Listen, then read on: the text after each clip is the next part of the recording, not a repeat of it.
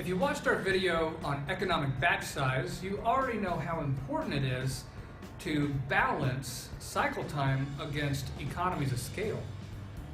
One problem that companies have with this, especially when they have a large organization that can do planning or design or funding, is that they forget this and try to force all of the other scaling patterns into the same time cycle as the Scrum or Kanban or Waterfall development life cycle. That's a big mistake, and there's a very good reason for that. The economics work at very different time scales.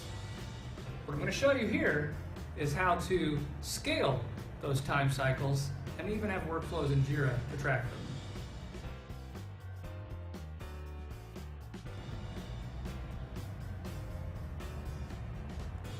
Now, it's really the build cycle that tends to get the most attention, especially when it comes to debates in the trenches about the proper framework to use. You have frameworks like Scrum, Kanban, XP, other variations of Agile. You have different varieties of Waterfall, some that admit who they are and others that don't.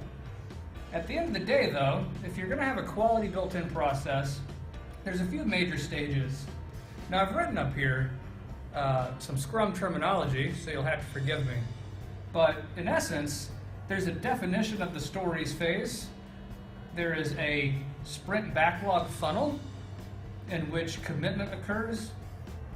Development begins here, and in Jira, each developer should pull a story into develop. In general, even if we're doing Scrum, we do want this to be a pull system, just like Kanban.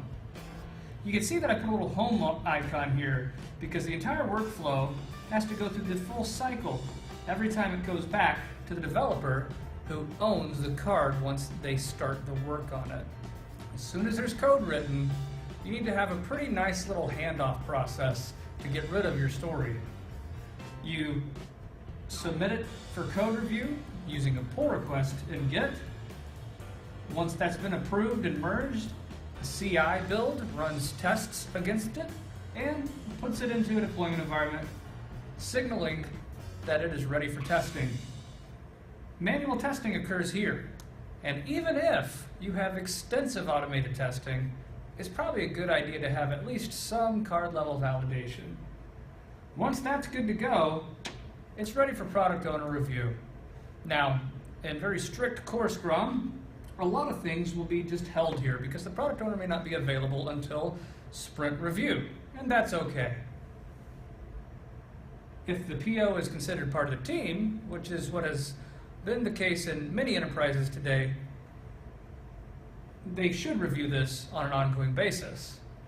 Now, if the team gets fast enough and collaborative enough and understands their business and economic context well enough, the product owner and the team should have a very collaborative effort here to make improvements mid-sprint if it's warranted. Finally, of course, it's marked definition of done. That means it's ready for release. And you can see here, there's no arrow back home. That's the point of no return, unless you're going to completely cancel the need for the story. We'll get up here with scaling the innovation cycle and the investment cycle in the next video.